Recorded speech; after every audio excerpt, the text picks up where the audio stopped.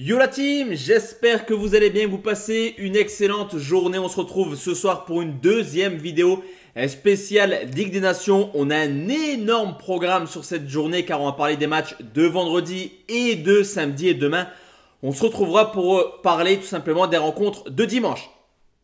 Juste avant ça, si toi aussi tu aimes les paris sportifs, tu le vois, le match entre l'Allemagne et la Bosnie va être en exclusivité sur mon canal Telegram. Et c'est ultra important les gars, j'en parle tout le temps, mais encore plus sur une période de Ligue des Nations car on le sait, il va y avoir des turnovers par-ci, par-là. Donc j'attendrai d'avoir tranquillement les compos d'équipe pour vous envoyer mes bêtes publiques spéciales buteurs. Donc là, j'ai pris le match entre l'Allemagne et la Bosnie. Logiquement, c'est censé être un match ultra ouvert dans le sens où les Allemands sont quasiment déjà qualifiés et sûrs de terminer premier. Et à côté de ça, les Bosniaques n'ont plus rien à perdre.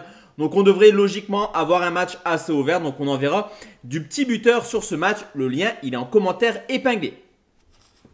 On commence cette vidéo avec le Danemark qui reçoit l'Espagne, une équipe d'Espagne qui est là déjà qualifiée pour les quarts de finale. Donc logiquement, on aura peut-être un certain turnover, surtout que Morata et Yamal sont incertains pour cette rencontre. C'est quand même deux joueurs très offensifs et surtout très prolifiques depuis le début de saison. Surtout Lamine Yamal qui fait une performance XXL avec le FC Barcelone. Alors que du côté du Danemark, on le sait quand même depuis plusieurs années, c'est une équipe qui est quand même une valeur sûre. Alors ok, dans les grandes compétitions contre les Cadors, c'est toujours compliqué pour eux de passer le stade supérieur. Mais en tout cas, c'est une équipe extrêmement joueuse qui, contrairement à l'Espagne, devrait ne pas faire tourner étant donné que les joueurs danois ne sont pas forcément dans les plus grands championnats du monde et surtout dans les plus grandes équipes qui jouent à la Ligue des Champions. Donc moi, je vais tout simplement partir sur le fait que le Danemark marque au moins un but. C'est coté à 1,55. Ça me paraît plutôt pas mal. S'il y a surprise, on est dans le vrai. Si l'Espagne s'impose largement, il suffit d'un but des Danois pour valider le pronostic. Donc on va partir sur ça. L'Écosse qui affronte la Croatie, les matchs se suivent et se ressemblent du côté des Écossais qui fonctionnent toujours pareil depuis le début de la Ligue des Nations, c'est-à-dire un bloc assez bas et après ça commence à se découvrir petit à petit. Sur les 3 rencontres des 4 matchs disputés dans la Ligue des Nations, l'Écosse a encaissé au moins un but dans 3 rencontres différentes. Donc c'est quand même une équipe qui a du mal en fin de match à garder sa cage inviolée.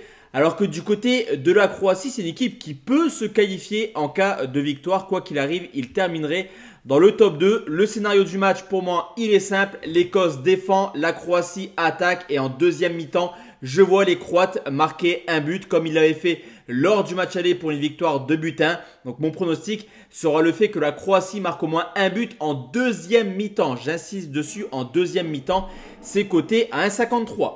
Le Portugal qui reçoit la Pologne, il suffit d'un petit point pour les Portugais afin de terminer dans le top 2. Donc attention également à ne pas partir forcément sur une victoire du Portugal. Les Portugais peuvent se contenter du point du match nul. Alors on l'a vu encore une fois dans cette Ligue des Nations. Le Portugal, c'est vraiment masterclass dans ce genre de compétition, dans les qualifications pour l'Euro et la Coupe du Monde. Le Portugal qui survole pour l'instant cette poule avec pas mal de buts marqués. D'ailleurs, lors du match aller, les Portugais s'étaient imposés sur le score de 3 buts 1. Pour la Pologne, par contre, c'est la victoire et rien d'autre. Il faut absolument s'imposer du côté polonais afin de garder un petit espoir de terminer dans le top 2. Ce qui est sûr, c'est que Cristiano Ronaldo devrait être titulaire. On le sait, il a dépassé la barre symbolique des 900 buts. Il se rapproche petit à petit de son objectif ultime, terminer sa carrière en marquant au moins 1000 buts. Donc forcément, le Portugais devra encore une fois être décisif dans ce match. D'ailleurs, c'est le meilleur buteur de la Ligue des Nations. Donc but de Ronaldo à 1,65. La Suisse qui affronte la Serbie, c'est une grosse surprise actuellement, mais les Suisses sont bons derniers de cette poule avec seulement un petit point au compteur après un très très bel Euro. La Ligue des Nations est un peu catastrophique quand même pour les Suisses qui à domicile reste tout de même une valeur sûre là aussi depuis maintenant plusieurs années, alors que du côté serbe, c'est une équipe en grande difficulté quand même à l'extérieur. C'est une équipe qui a du mal contre les Cadors. On l'a vu à l'extérieur, défaite 3-0 en Espagne, 2-0 du côté du Danemark.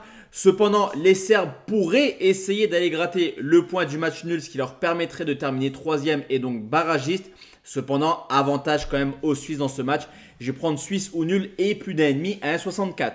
Comme je te l'ai dit, Allemagne-Bosnie, c'est en exclu sur mon groupe Telegram. Donc n'hésite pas à nous rejoindre. Le lien est en commentaire épinglé.